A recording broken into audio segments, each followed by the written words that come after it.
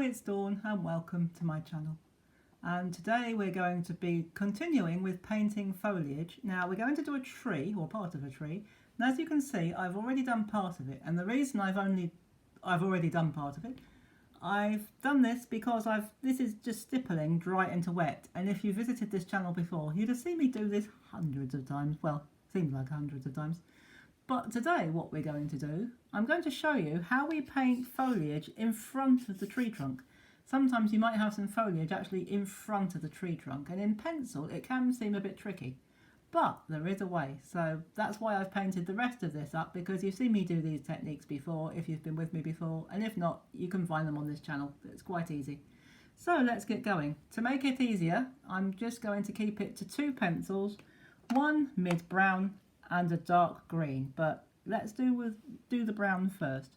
And what we're going to do, we're going to start with the tree trunk, and we're going to start at its base.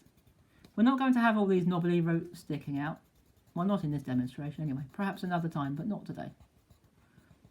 But we're going to just do this fairly thick, because we want this to be quite a textured tree, because it's quite a thick tree and it does seem to be quite close to us. So we'll just get rid of these pencil lines. I did draw it up with a pencil just to make things a little bit easier, so that I can see where I'm going when I'm recording. And then what we're going to do, once we've done this bottom part, we're going to leave that gap just for a minute, and we're going to go up into the top part of the tree there. I know that looks a bit weird, but it won't when it's finished, I hope. So let's just see how this works out. I haven't done this technique for a while, so let's see how it works out, and hope it works out good. So that's that part done. You won't need your brown pencil anymore, so we can pop that back. But then what we need to do is blend it. I'm using a round brush because I find it's better. And I'm going to start, this time I'm going to start at the top. And the reason I'm going to start at the top, because sometimes if we start at the bottom with our blending, you go up, you might get your clothes or your hands in the bottom part and we might smudge it. And we don't really want to do that. But what we're going to do, we're going to just gently stroke it down, and we're going to rinse the brush out, or wash the brush out. Oops, sorry, I do beg your pardon. Didn't mean to do that. And we're just going to bring just a little of that pigment into there, like that. No more than that, because most of it's going to be covered up with the foliage. Sorry I knocked the camera. I'll watch what I'm doing with my brush next time. And then we're going to do this bottom part here, the base. Again, wash out our brush and just bring that down just a wee bit like that. And it doesn't even matter if it stays damp, because that will add to the effect. And that will give us a guide for our foliage. And now we're going to do our foliage in a way that we've done it several times. We're going to stipple it dry into wet over the top of this, over the top of the tree trunk. So we're going to start here. We're going to try and go all the way across. We may need to re-wet it again. If we do, then we do. It's no problem. So then we take our dark green, and just like we've done before, we stipple our foliage, but in front of the tree trunk. So you've got the tree trunk going up through the middle of the tree, with part of the tree trunk visible, showing towards us, and part of it covered by this thick area of foliage, this thick mass of foliage here. So we're going to carry on doing that all the way across, and in the middle is this tree. That's why I left some of this pigment showing, so if we miss a couple of bits it will look like the tree trunk is showing through these little gaps, just like that. But we'll keep it fairly thick, and we'll carry on until we finish this little area. Nearly done. Let's just take it down there. If you see any odd gaps or bits that you don't like, just pop back and fill them in. No trouble at all.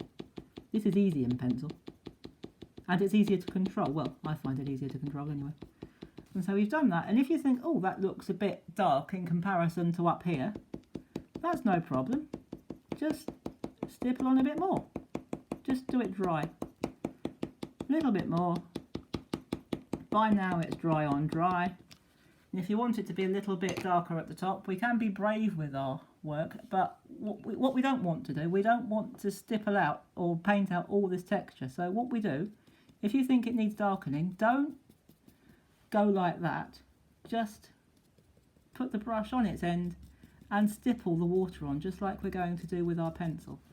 So just do that, and just to make it darker, especially around here, stipple again into the wet. Nice and easy, and we'll just finish this off. You can go mad and do as much or as little as this as you want. So if you want it fairly detailed, just keep on going till you get bored with it.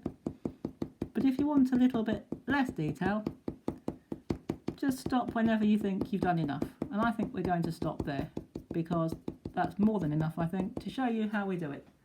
So there we have our foliage in front of our tree trunk, and that's how we do it.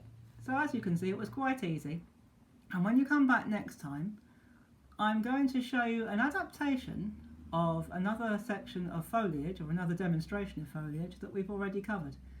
A while ago we covered painting autumn foliage, but tomorrow I'm going to show you a bit of a comparison between two techniques of painting the same type of foliage. So come back tomorrow and I'll see you then. And in the meantime, do stay safe, have fun with your paintings, and if you're enjoying these videos, do hit the like button and subscribe to our channel down below so that you never miss a video. There's still lots more to see. And I'll see you very soon. Take care, and bye bye for now.